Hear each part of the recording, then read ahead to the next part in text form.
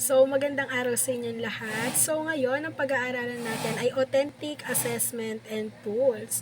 So, ngayon ay nasa Module 1 tayo. And katulad nga ng sinabi ko, tungkol ito sa Facilitating Learner-Centered Teaching. Bago tayo magsimula, so, kamusta muna ang inyong mga pakiramdam at kalusugan? So, okay naman. So, muli, ako si Jana Kyla Reyes at akong inyong guro para sa lesson na ito or para sa talakayin na ito. So, dito sa module na to, napakahalaga ng topic natin, no? Kasi, dahil sa panahon ngayon, hindi sapat na marunong lang ang estudyante sa papel or exam. Kailangan din nilang maipakita, katulad nyo, na kaya nilang gamitin or kaya nyong gamitin ang kaalaman at kasanayan sa totoong buhay. So, ano nga ba yung learning objectives natin? So, after this lesson, you will be able to define authentic assessment or kaya nyo nang i-define o bigyan ng kahulugan ng authentic assessment, no? So, pangalawa, explain its principle and purpose. So, may intindihan nyo na ang mga prinsipyo at kung ano ba ang layunin ng mga ito. Pangatlo, identify examples of authentic assessment activities. So, makakapagbigay na kayo ng mga halimbawa ng authentic assessment activities. So, pang-apat is maipapaliwanag nyo na or describe the five phases of authentic assessment or maipapaliwanag nyo na ang 5 phases ng authentic assessment. Panglima, discuss its advantage and disadvantage at madidiskusyon natin or malalaman natin kung ano nga ba ang mga advantage at disadvantage ng aralin natin ito. So, sabi dyan, definition of authentic assessment. John Mueller tasked the required student to perform real-world application of essential knowledge and skills. Si Grant Wiggins naman ay engaging problems where student must use knowledge effectively and creatively, similar to real-life challenges. Pangatlo, si Richard Stiggins calls for demonstration of specific skills or competencies in applied situation. Pang-apat, simple definition, si authentic assessment daw measures learning by asking student to do meaningful tasks that mirror real-world situation.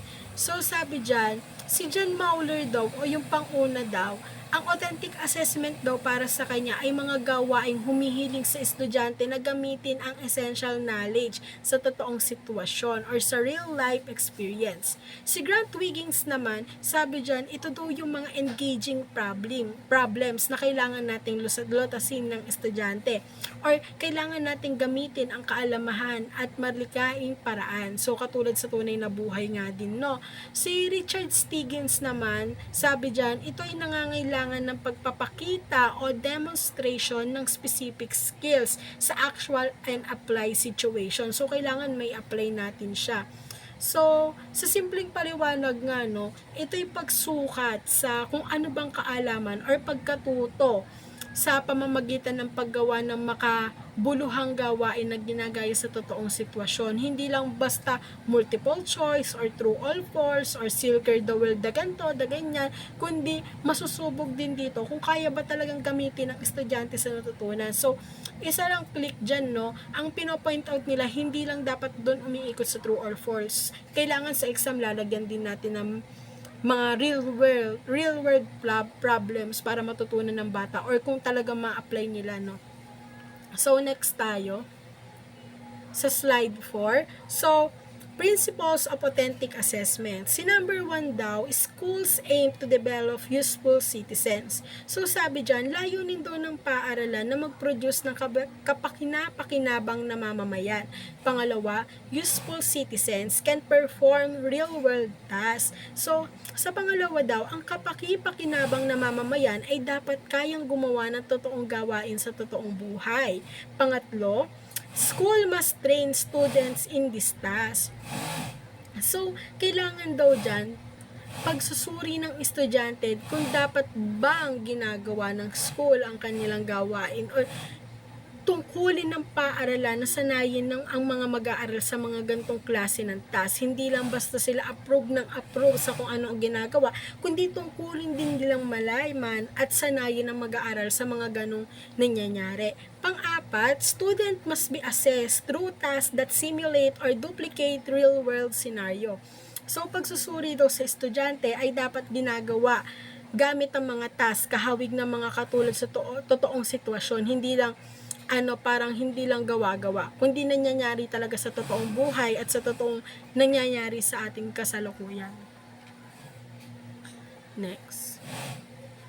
Examples of authentic activities. Number 1, conducting science experiment. So, ayun daw yung pagsasagawa ng science experiment. Pangatlo, doing field research in social sciences. Field research sa social sciences. Ayun nga yung mga ginagawa doon, no? Pangatlo is writing original stories and reports. So, pagsusulat ng sariling kwento or report. Pang-apat, pag-interpret ng literary works. So, interpreting literary works ay ngayon. So, pang-lima, solving real-life math problems. Pang-anim, performing specific skills or competencies. 7 is role-playing or simulation. Pang-8 is exhibiting or displaying completed works. Pang-9 is submitting a portfolio of works. And pang-10 is creating original creative projects. So, ano nga daw bang advantage or ano nga bang mga benepisyo na makukuha natin sa authentic assessment? So, sabi dyan, more valid for measuring higher order thinking skills or gives detailed feedback about what students have mastered and what they need to improve or encourage meaningful learning and application. So, sabi dyan, mas valid daw ito sa pagsukat ng higher order thinking skill dahil hindi lang daw memorization ang nasusukat dito, kundi nakakapagbigay din ng mga detalyadong feedback. So, nalalaman natin kung alin ba ang strengths at weaknesses ng isang estudyante. And nakaka-encourage din na makabuluhang pagkatuto sa mga estudyante na katulad nyo dahil may connection ito sa totoong buhay. So, ano naman ang disadvantage or ano bang disadvantage na makukuha natin sa aralin na ito? Pero syempre, hindi lang naman sa lahat ng bagay is advantage lang ang meron. Dapat meron ding limitations or meron ding tayong hangganan. So, sabi dyan, take more time and effort to design can be more difficult to grade consistently. So, sabi dyan, mas matrabaho daw at matagal gawin kasi kailangan daw mo ng plano at maghanda ng realistic tasks. So, kumbaga, napaliwanag ko lang, may hirapan tayong i-connect siya sa mga real world scenario kasi kailangan pa natin mag-isip kaysa naman sa gawa-gawa lang, no? Pero maganda siya. So, sabi dyan, can be more difficult to consistently. So, minsan daw, mas mahirap i-grade ng pare-pareho kasi subjective ang ilang outputs. Pero kaya naman daw kailangan ng malinaw na rubrics. Kaya bilang guro, so kami as a guro nyo, kailangan natin maging handa or kailangan namin maging handa at maingat sa paggawa ng assessment plan. So, next is 5 phases of authentic assessment. So, number 1 is identify the essential knowledge and skills students should have demonstrate. So, ina-identify daw dito or tukuyin daw natin ang knowledge at skills na dapat ipakita sa isang estudyante. So, pangalawa is determine. So, determine criteria for form standards and acceptable evidence. So, sabi dyan, gumawa daw tayo ng criteria or performance standards. So, pangatlo is implement supporting activities that help achieve outcomes. So, magbigay daw tayo ng mga activities na susuport sa mga outcomes. Hindi lang dapat tayo basta-basta bato ng activities sa inyo, kundi dapat pinag-iisipan din namin kung ano yung mga dapat namin gawin or kung ano nga dapat namin iplano. So, pang-apat is measure. Sukatin, sabi dyan, measure the level of outcome achievement. So, sabi dyan, sukatin daw kung kaano daw ka-achieve ang outcome sa mga estudyante. So, hindi lang dapat, okay, nagawa niyo to. So, dapat talagang sinusuli at sinasala namin ng mabuti. So, pang-lima is interpret and improve. Analyze daw or evaluate attainment nga kumbaga and use findings for improvement. So, i-analyze daw yung mga resulta at gamitin ito para ma-improve yung future lesson or mga darating na lessons, no? So, next is, ano nga ba yung mga characteristics? So, according daw to kay Grant Wiggins, 1998. So, sabi dyan, ayon daw kay Wiggins, authentic assessment is realistic, requires judgment and innovation.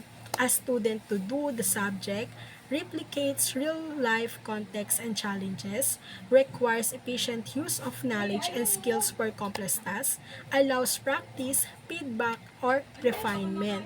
So, sabi dyan, realistic daw, hindi dapat gawa-gawa, kundi dapat may connection sa totoong buhay, no? Tama nga naman, kasi hindi lang dapat puro ang, so hindi lang naman dapat sa mga bata na ang ginagawa, cartoon. So, dapat nagbibigay din tayo ng real-life examples sa kanila sa real-life experience natin or sa totoong buhay na meron tayo. So, sabi dyan, nangangailangan daw ng judgment at innovation. So, kailangan natin mag-isip ng paraan, kundi hindi lang basta mag-memorize. So, ask din natin yung student to do, hindi lang magpaliwanag, kung hindi gawin mismo. So, si replicates real-life context. Halimbawa, task ay talagang pwede mong makita sa trabaho, araw-araw na buhay, ganon. So, require efficient use of knowledge and skills, pagsama-sama lahat ng natutunan para lutasin ang complete task. So, next is summary. So, dito na tayo sa summary, no? Sabi dyan, authentic assessment focuses on real-life tasks. It ensures students apply their knowledge, skills, and attitudes in meaningful ways.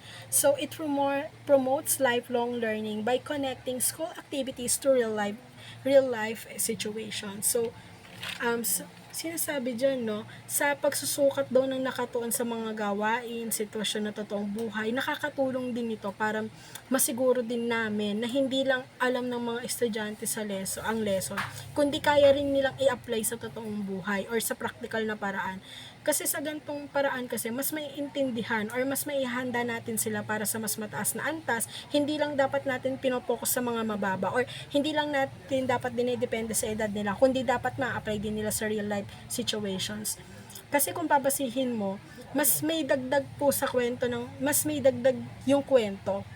Kasi kung sa personal na halimbawa, sa pagtatanong sa estudyante, halimbawa nagtuturo, tatagal ito ng 13 to 15 minutes sa online, 'di ba? So dapat alam ng mga bata kung ano ba yung limitations natin.